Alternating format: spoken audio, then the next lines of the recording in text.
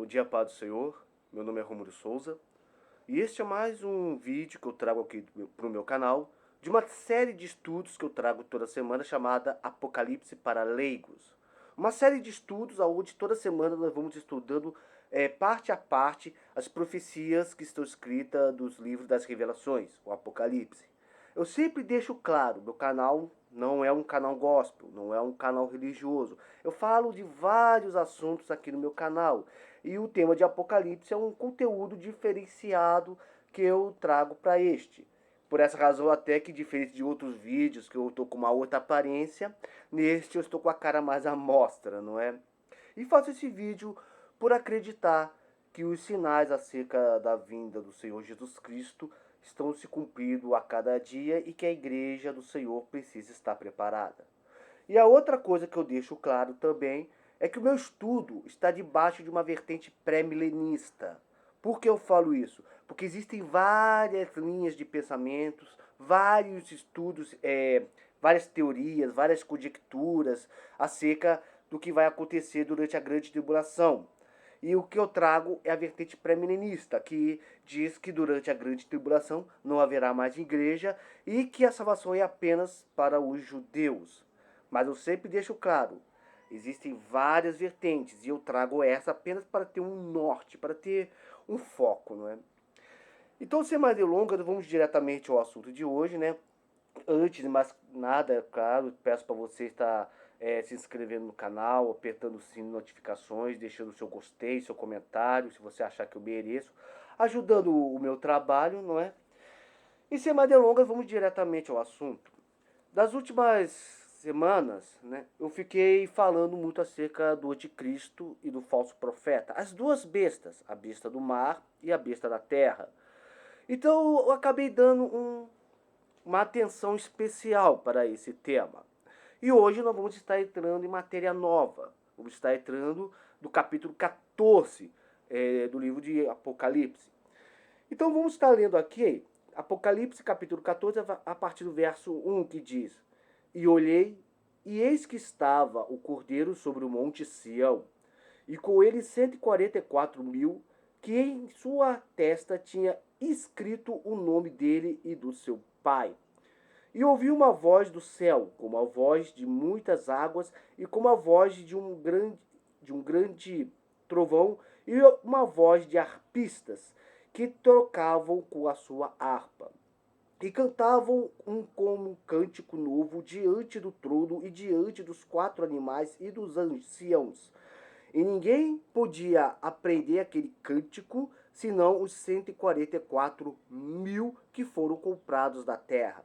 E esses são os que não estão contaminados com mulheres, porque são virgens. Estes são os que seguem o Cordeiro, para onde quer que vai. Estes são os que dentre os homens foram comprados como primícias para Deus e para o Cordeiro. E da sua boca não se achou engano, porque são irrepreensíveis diante do trono de Deus. Até aqui, só até aqui. O que podemos tirar dessa passagem, né? A primeira coisa que, quando ele começa, ele fala: E olhei, e eis que estava o Cordeiro sobre Monte Sião. Lógico que quando estamos falando aqui do Cordeiro, estamos falando do Senhor Jesus Cristo. João ele tinha acabado de ter todas aquelas visões, revelações acerca das bestas do mar e da terra e do dragão.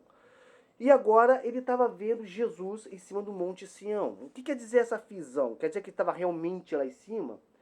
Bem, ele estava recebendo uma visão que tem muito a ver com o povo de Israel, com Jerusalém, uma vez que o Monte Sião é o monte que aponta para Jerusalém e aponta para o povo judeu. Né? E, e com ele 144.000, que em sua testa tinha escrito o nome dele e do seu pai, falando dos 144.000 selados. E já estudamos acerca dos 144.000. E ouvi uma voz do céu, como a voz de muitas águas, como a voz de um arpista, de um grande. Eu preciso. E ouvi uma voz do céu, como a voz de muitas águas, e como a voz de um grande trovão, e uma voz de arpistas que tocavam como a sua harpa. Quando ele está falando isso tudo, Não tá é uma maneira de dizer como é que era a voz de Deus. Né? Quando a gente imagina como é a voz de Deus, a gente imagina Deus com aquela voz grossa, né? Que ele vai falando assim, e vai até soando um eco assim ao redor da criação. Falou, eis que eu te falo, meu servo, servo, servos. Algo tipo isso. Então o João estava tentando mostrar como é que era a voz de Deus, que podia ser tão suave quanto um arpista tocando, como forte e poderosa como de um trovão. E cantava um cântico novo diante do trono e diante dos quatro animais e dos anciãos. Já falamos acerca desses quatro animais viventes, sobre esses 24 anciãos. E ninguém podia aprender aquele cântico senão os 144 mil que foram comprados. O que significa esse cântico? Bem, há um mistério aqui. Muitos discutem acerca desse cântico. Mas não vamos nos prender a ele. Até porque é um mistério que somente Deus e os próprios 144 mil vão saber. Mas aqui ele fala a respeito dos 144 mil. E esses são os que não estão contaminados com mulheres porque são virgens. Estes são os que seguem o cordeiro para onde quer que vai. Quando fala aqui que eles são virgens, não estou dizendo que eles são somente um grupo de homens que nunca conheceram mulheres. Não. Estou falando acerca de pessoas honradas, honestas. Vamos lembrar que durante séculos a virgindade, tanto para o homem quanto para a mulher, sempre foi um sinal de virtude, sempre foi um sinal de honra, sempre foi um sinal de pureza. Infelizmente, na nossa sociedade atual, parece que ser virgem, chegar aos 15 anos e o rapaz ser virgem, parece até uma zoação, parece até que um motivo de vergonha para o rapaz ou para a moça. Que você nessa idade e ainda não teve a sua primeira relação e tudo mais. Mas a grande verdade é que ser virgem não é nenhum problema. Problema é você ficar se entregando para qualquer pessoa, se contaminando. E eu deveria fazer um vídeo só falando acerca das consequências de você fazer esse amor livre, de você estar indo para a cama com a primeira pessoa que você faz. Eu só posso dizer que você ficar se entregando para qualquer pessoa que não seja o seu cônjuge, independente se é namorado, ou noivo, ou um desconhecido, isso traz sérias consequências, como gravidez fora do casamento e até doenças sexuais. Mas aqui, dessa passagem, quando está falando de ser virgem, que não se contaminar com mulheres, não está dizendo que todo mundo que era os 144 mil eram homens. Não, haverá mulheres entre os 144 mil, mas está demonstrando a pureza deles, que eles não se contaminaram com as maldades, com os prazeres deste mundo. Tanto é que aqui fala, esses são os que seguem o cordeiro para onde quer que vai. Esses são os que dentre os homens foram comprados como as primícias para Deus e para o cordeiro, e da sua boca não se achou engano, porque são irrepreensíveis. Ou seja, são pessoas que se esforçam para poder fazer a vontade de Deus. E realmente, nós vivemos em um mundo onde muitas vezes você querer fazer o que é errado é muito mais fácil do que você querer fazer o que é certo. É muito mais fácil, às vezes, você falar um palavrão, ou xingar uma pessoa que te ofendeu, ou buscar até satisfações, às vezes até pela força. Parece muito mais fácil do que você engolir sapo para você manter um testemunho. Infelizmente, no nosso mundo, a força e a violência têm tomado lugar do que deveria ser a virtude e a justiça. E viu outro anjo, versículo 6. E viu outro anjo voar pelo meio do céu, e tinha um evangelho eterno para proclamar aos que habitam sobre a terra, e toda a nação, e tribo, e língua, e o povo, dizendo com grande voz: temei a Deus e dai-lhe glória, porque vinda é a hora do seu juízo, e adorai aquele que fez os céus e a terra, e o mar, e as fontes das águas. E outro anjo seguiu, dizendo: caiu, caiu Babilônia, aquela grande cidade de que todas as nações deu a beber, e o vinho da sua ira e da sua prostituição. E o seguiu o terceiro anjo, dizendo com grande voz: Se alguém adorar a besta e a sua imagem, e receber o sinal da testa ou na mão, e também o tal beberá do vinho da ira de Deus que se deitou, não misturado no cálice da sua ira, e será atormentado com fogo e enxofre diante dos anjos e diante do Cordeiro. E a fumaça do seu tormento sobe para todo sempre, e não tem repouso, nem de dia, nem de noite, os que adoram a besta e a sua imagem, e aqueles que receberam o sinal de seu nome. Aqui está a paciência dos santos, aqui estão os que guardam os mandamentos de Deus e a fé em Jesus. E ouvi uma voz do céu dizendo, que diz assim, bem-aventurados os mortos, que desde agora morrem do Senhor. Sim, diz o Espírito, para que descanse dos seus trabalhos e suas obras o sigam. O que podemos tirar aqui? Aqui João está vendo 3 anjos aparecendo. E aqui esses anjos, ele fala, o primeiro e viu outro anjo voar pelo meio e tinha o evangelho eterno para o proclamar. Há um grande problema, uma grande discussão. Então, só um minuto. Meus vídeos, eles não são editados. Às vezes eu preciso dar umas pausas. Eu sempre tenho que dar essa explicação, né? Há uma grande discussão acerca desses anjos. Por quê?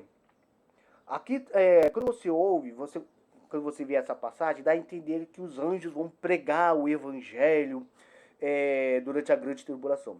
Primeira coisa, quem são os anjos? Em Hebreus fala que os anjos são espíritos ministradores enviados por Deus para servir aqueles que hão de herdar a salvação. Ou seja, um dos papéis dos anjos é auxiliar os remidos e os salvos que estão da terra.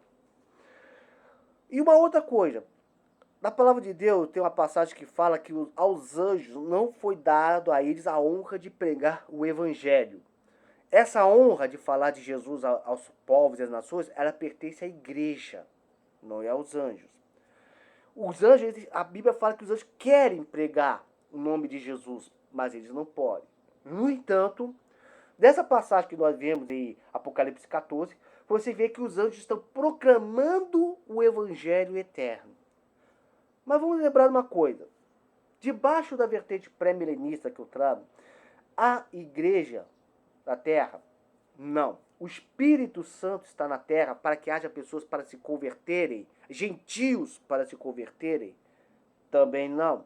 A salvação está sendo toda direcionada para o povo judeu, que precisa reconhecer Jesus como Messias. Mas nessa passagem, os anjos estão proclamando o evangelho eterno às nações. Aí eu pergunto, se não há mais salvação para os gentios, por que eles estão falando do evangelho eterno para as nações? Simples. Esses anjos não estão pregando o evangelho eterno. Não. Eles estão proclamando o evangelho eterno. Aí você me pergunta, qual é a diferença de um para o outro? Pregar o evangelho é você chegar para a pessoa e falar, Jesus te ama, morreu por você e quer te levar para o céu. Isso é pregar o evangelho, chegar para a pessoa que é necessitada, para aquela pessoa que não conhece a Deus, atormentada pela vida, aquela pessoa que não tem mais esperança, aquela pessoa que segue uma outra religião, que segue um caminho que vai levar ao inferno, uma pessoa entregue aos seus pecados, aos seus prazeres, que vão acabar dando a ela uma condenação eterna. Você chegar para essa pessoa e falar, Jesus te ama, morreu por você e vai te levar para o céu. Quer te levar para o céu. Isso é você pregar o evangelho. Vamos deixar uma coisa, pregar o evangelho não é você atacar a religião dos outros, tá? Tem muita gente que acha que ofendendo a religião dos outros vai fazer com que ela se aproxime mais do evangelho. Não, você está afastando essa pessoa de Deus. Você tem que, esquece religião, chega e fala, Jesus te ama, morreu por você e quer te levar para o céu. Essa é a base da pregação do evangelho. Mas agora, proclamar o evangelho é outra coisa. Os anjos não estão pregando, porque não tem mais gentil para ser convertido da grande tribulação. Eles estão proclamando. O que é proclamar? É você gritar em voz alta. É tipo igual o caso aqui no Brasil, da proclamação da República, né? Quem me conhece sabe que eu sou monarquista. E a nossa proclamação foi nada mais do que um golpe de Estado. Mas quando você estuda essa parte da proclamação da República, o que aconteceu? A parte positivista do exército, que deram o golpe de Estado aqui do Brasil e do Império em 1889, eles proclamaram a República, eles gritaram em voz alta, viva a República! Para quem quisesse ouvir. Eles estavam proclamando, gritando em voz alta. Aqui os anjos eles não estão pregando o Evangelho, estão proclamando o Evangelho. E uma coisa que é interessante é o seguinte, quando a gente fala de Evangelho de Cristo, o que nos vem à mente? Você fala do amor de Deus. É como eu falei, Jesus te ama, morreu por você e quer te levar para o céu. Isso é pregar o Evangelho. No entanto, pregar o Evangelho não é somente, o Evangelho de Cristo não é somente falar das bênçãos de Deus, que Jesus morreu na cruz, não é só falar dos ensinos, dos milagres que Jesus faz, testemunhar acerca de Cristo. Pregar o Evangelho não é só isso. O Evangelho de Cristo não se resume só a isso. O Evangelho de Cristo também é anunciar as consequências do pecado. É você dedurar, você apontar o que pode acontecer, você continuar no erro. É você chegar, por exemplo, eu sempre pego o exemplo do homossexual. Você chegar para o homossexual e falar, ó, Jesus te ama, morreu por você, quer te levar para o céu. Você é livre para seguir o caminho que você quer. Porém, cada escolha tem sua consequência. É você falar para o homossexual que Jesus ama ele, no entanto, deixando claro, ame o pecador, não o pecado. Jesus ama o homossexual, mas o homossexualismo que ele pratica, Deus não ama. E esse homossexualismo vai pegar esse homossexual e vai arrastá-lo para o inferno. É como eu costumo dizer, Deus não manda ninguém para o inferno. O ser humano vai pelas suas próprias escolhas. A mesma coisa em qualquer outro caso. Seja o caso da pessoa que é idólatra, ou entrega aos vícios, ou entrega a qualquer outro erro. Evangelho de Cristo não é somente pregar as bênçãos de Deus, mas também falar as consequências do pecado. E o que os anjos estão fazendo? Estão proclamando o evangelho eterno às nações. No entanto, estão proclamando em sinal de juízo. Né? Aqui, versículo 7. Temei a Deus e dai-lhe glória, porque vinda é a hora de seu juízo. Adorai aquele que fez o céu e a terra e o mar e as fontes das águas. Nós sabemos as nações gentias já estão debaixo do poder do anticristo, principalmente aqueles que aceitaram a sua marca, a marca da besta. No entanto, como Deus ele é tão justo, mas tão justo, que mesmo sabendo que eles vão recusar, ele ainda envia anjos para falar às nações, ó, voltem-se para Deus. Por quê? Para que ninguém chegue do dia do juízo e fale da cara de Deus. Pô, Deus, eu não sabia. O que Deus vai responder naquele dia? Peraí, eu enviei durante 2000 anos.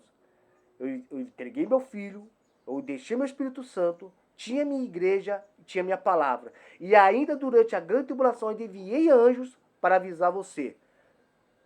Você estava avisado. Por você ver como Deus, ele é tão justo que ele chega a esse ponto.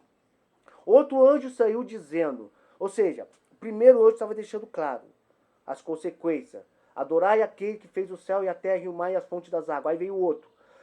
O anjo que está continuando a proclamação do segundo. Caiu a grande Babilônia, aquela grande cidade de que a todas as nações deu de beber o vinho da ira da sua prostituição. Eu vou falar mais da Babilônia mais à frente. Mais à frente, né? Mas quando a gente fala aqui da Babilônia, nós não estamos falando do reino de Nabucodonosor II. Não, não estamos falando daquele império que aconteceu lá atrás. Não, nós estamos falando de um sistema que estará na terra, um sistema político, um sistema pecaminoso, um sistema espiritual idólatra instituído pelo diabo e por Satanás. O mundo que nós vivemos, quando você lembra do Antigo Testamento, a Babilônia, ela simbolizava o centro da feitiçaria, do ocultismo, do paganismo, da prostituição e de todos os males, toda a promiscuidade sexual que está na Terra. Cada dia que passa, o nosso mundo atual tem se assemelhado cada vez mais a esse sistema que o diabo quer instituir.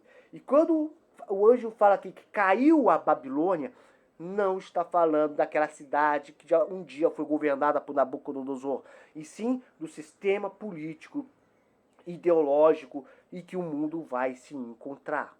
E para falar a verdade, quando você repara, nós já vivemos em certo caso uma Babilônia. Aqui no Brasil, por exemplo, quando você vê o nosso carnaval, quando você vê, por exemplo, o nível baixo que a sociedade brasileira tem se encontrado cada dia mais, né? O nível, a cada vez mais as pessoas estão se afastando cada vez mais de Deus. As pessoas às vezes preferem assistir um programa que tem uma mulher pelada do que você, por exemplo, ver algo mais instrutivo para ti. Você vê como a sociedade tem se afastado cada vez mais para Deus. Nós já vivemos uma Babilônia e aqui o segundo anjo está proclamando a queda desse sistema.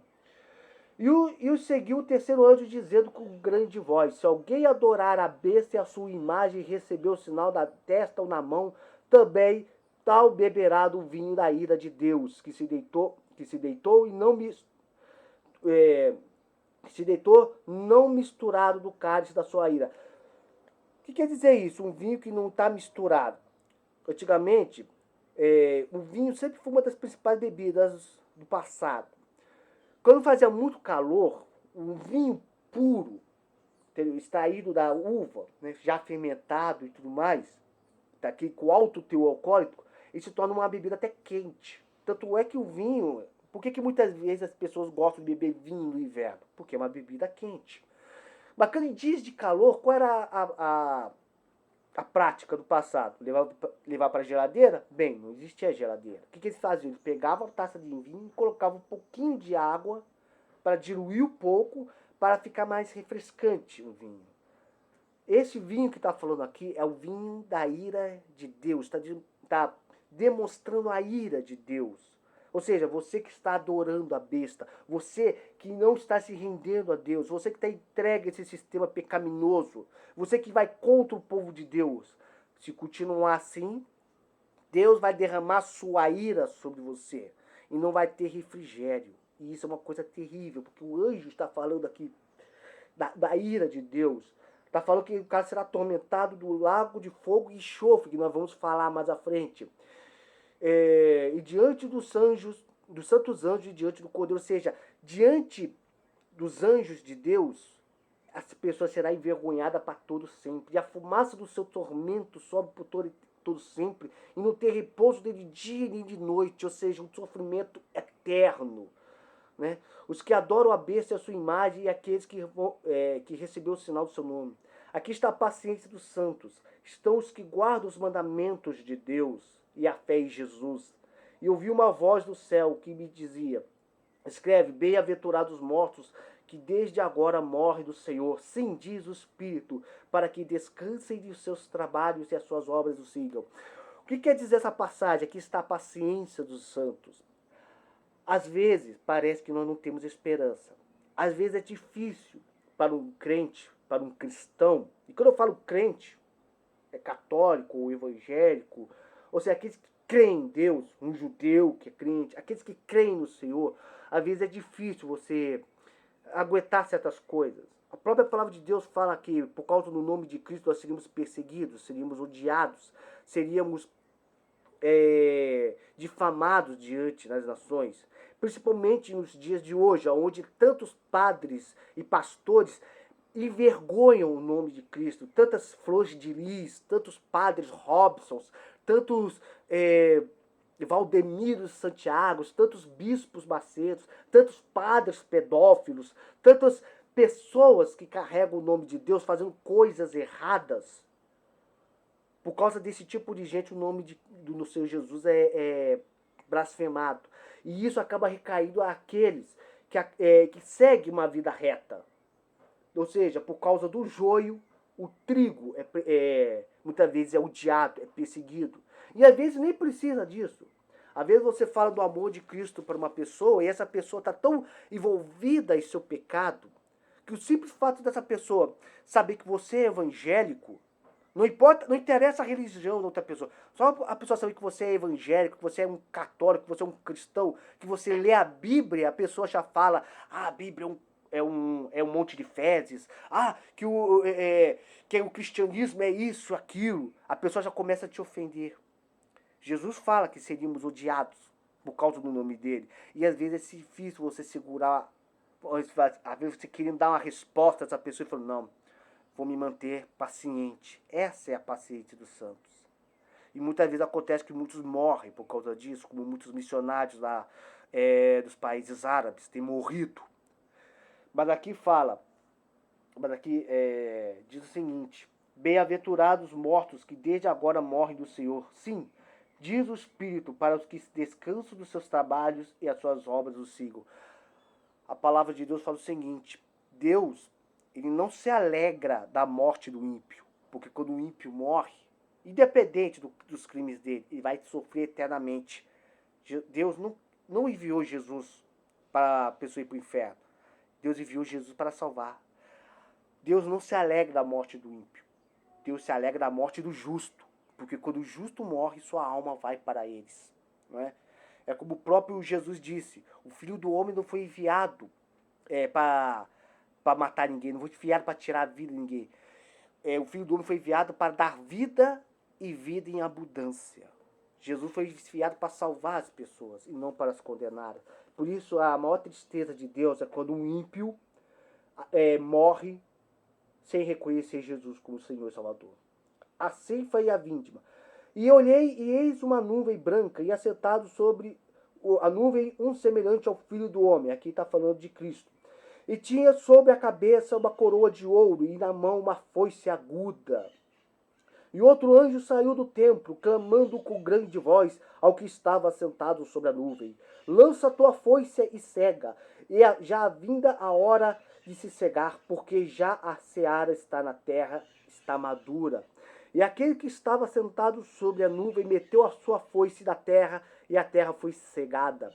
E saiu do templo que está do céu outro anjo, o qual também tinha uma foice aguda. E saiu do altar outro anjo que tinha o poder sobre o fogo, e clamou com grande voz ao que tinha a foice aguda, dizendo: lançai sua foice aguda e vindi os cachos da vinha da terra, porque já as suas uvas estão maduras. E o anjo meteu sua foice e a terra, e vindimou as uvas da vinha da terra, e lançou-as no grande lagar da ira de Deus. E o lagar foi pisado fora da cidade, e saiu grande lagar até os freios dos cavalos, pelo espaço de 1.600 estádios.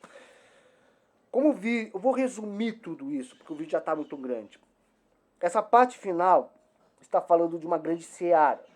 A Bíblia sempre usa essa figura da seara, essa figura da agricultura, né? Quando os campos estão prontos, o trabalhador vai lá, prepara a terra, ara o solo, joga a semente, joga água, aduba, espera a semente brotar.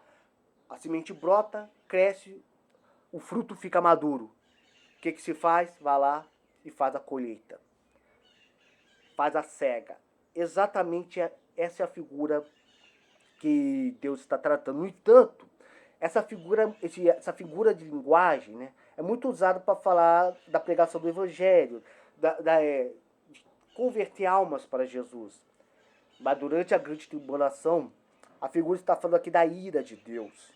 Está falando de um juízo, onde um anjo vai estar com aquela foice. Lembra daquela figura da morte? Vestida com um manto escuro, aquela face de caveira e aquela foice lançando assim. Exatamente, digamos que é mais ou menos isso. A foice está simbolizando que é chegada a hora de Deus derramar o seu juízo. E quando fala do largar, como é que era feita o vinho antigamente? O vinho era levado para um lagar, que era tipo um recipiente grande. A uva era colocada lá dentro e as pessoas com o pé descalço pisavam as uvas para extrair o seu suco.